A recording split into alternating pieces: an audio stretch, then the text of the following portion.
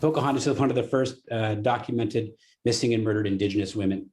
And her story has been misrepresented for hundreds of years. A group of Indigenous creatives are telling the real story of Pocahontas, tackling pop culture myths head-on in a new way.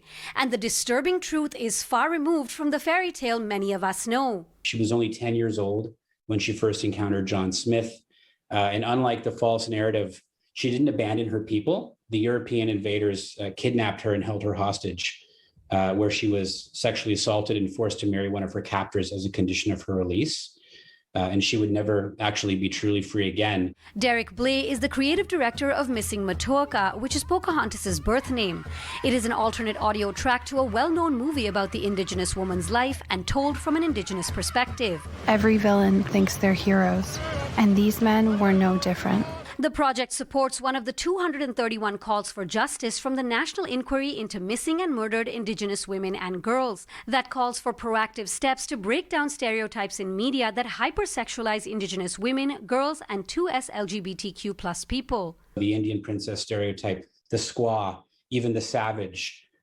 These are stereotypes that we know directly contribute to how Indigenous women are viewed and how they're valued. And to 4 out of 5 Indigenous women, facing violence in their lifetime, and also contributing to the fact that Indigenous women are 12 times more likely to go missing or be murdered than any other demographic group in Canada. Screenwriter Lauren Deliri says she wants the project to bring hope to Indigenous people that their truths will be told. And then for those who are non-Indigenous, I hope this is a bit of a reckoning. I hope this wakes people up to see that this story was so incorrect, while other stories have been told incorrectly. Deliri and Blay say the project has been a highly personal one. When I think about my mother, who was taken away from her mother in the 60s scoop, and I think about my grandmother who was forced to attend residential school, the women in my life have experienced, generations of trauma. And so be able to create and support a project like this to educate, and answer one of the calls for justice, addressing a very harmful stereotype towards our women has been an absolute honor.